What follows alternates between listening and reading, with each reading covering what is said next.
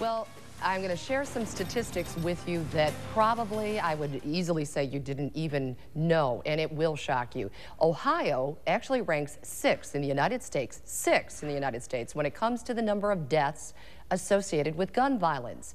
Now, what's more shocking is that according to 2009 statistics from the CDC, homicide, second leading cause of death for young people aged 10 to 24 years old. And among those victims, 84% were killed with a firearm. Now, there's a statewide effort. It's underway right now to bring more awareness and also prevent these senseless crimes. Joining us this morning is violence reduction and prevention expert Tyrone, who joins us along with Nicole Gation, who's from Stand Against Violence, and also Marcy Turner, who's the mother of a Toledo teen recently killed just about a month ago, playing Russian roulette. Welcome into all of you. Thank you so much for joining us this morning. And, you know, Tyrone, we've talked with you before. I'll start with you. You know, when you laid out the statistics as to gun violence deaths, one thing that jumped out at me is that we lost more preschoolers than officers to gun violence. I mean, to me, I don't think anyone has any idea how deep of a problem this is. It is. It's a significant problem, and we as a community really need to address it in a very concerted effort, because since 2005, the numbers have even increased. Yeah. All right, so we talk about the efforts that you're doing. Nicole, you're in a group called Stand. Now, is this a high school, college level group that is, really digging in to bring awareness to this issue? Currently it's a high school group with St. Ignatius High School from Cleveland, Ohio. And really we're working to promote, what teenagers can do to prevent this violence. Okay, top thing that you want to tell parents to prevent this kind of violence, what is the message that you'd like to get across to them? Really to educate your children, to let them know what is an unhealthy relationship, what is, what's going on in this world, to either stand out against this violence or to know, when to stop it. All right, well, we talk about stopping it, and Marcy, again, just about a month ago, you lost your son, 18-year-old, playing Russian roulette. Tell me a little bit about what happened. You are very brave, as I mentioned earlier, to be able to even talk about this so soon. Well, I lost my son as a result of a gun being fired, and I basically want to make sure that no other mother or family has to endure the pain and the suffering that my family has went through. And I know it all starts at home and then with the community. Everybody has to stand up and take a stand. What do you want to happen as a result? Obviously, using probably the most painful lesson a parent can have before the incident, and now, what would you tell parents in order to prevent the pain that your family has gone through? It starts with you. You have to, I can't stress it enough, you have to take a stand, because just saying not my child is not enough. It starts with the community, neighbors, teachers, police officers. We all have to be on the same agenda.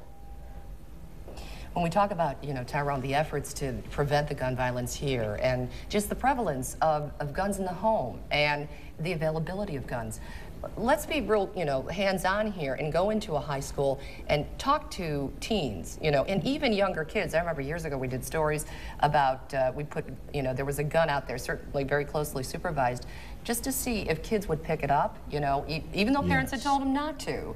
And certainly, again, very closely supervised, kids are curious. They're afraid to go to an adult and tell, my friend has a gun. Let's break through that. What do you recommend? One of the things I recommend is just kind of to dovetail what Ms. Turner indicated, is that teenagers have to speak out.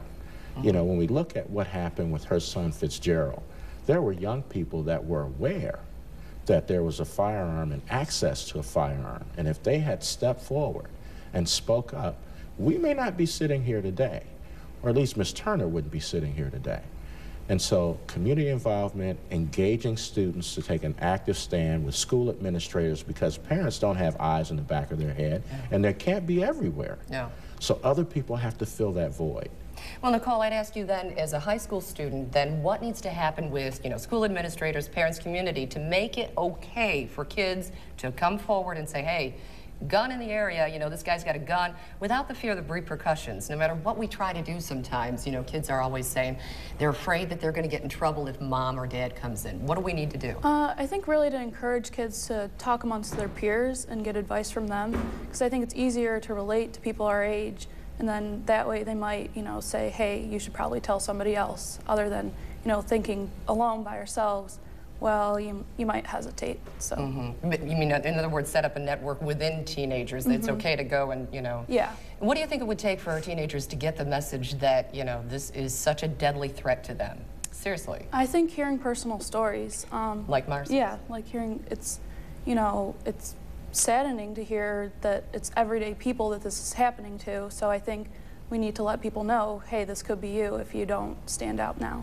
Marcy, it's always going to have more impact if we have a you know, beautiful mothers such as yourself coming forward and saying, kids, this is what you need to know. So if you were to talk to teenagers, what would you say to them? Seriously.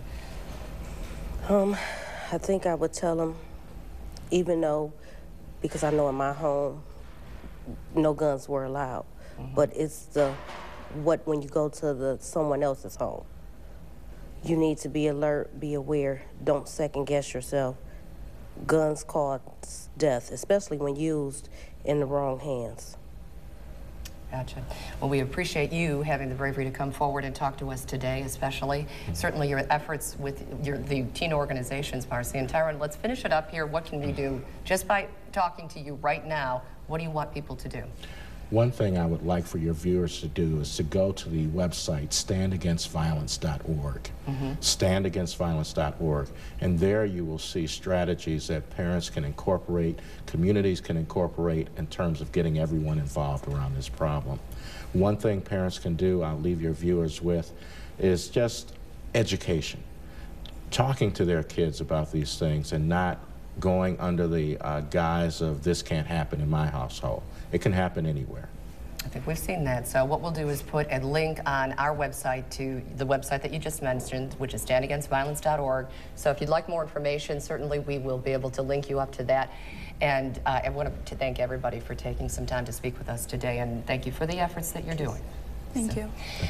We are taking your comments on youth violence in today's live web chat, WTOL.com. If you have a question for Tyrone White, he is going to be back here later today, News 11 at 5, to participate in our live web chat between 5 and 6:30 this evening.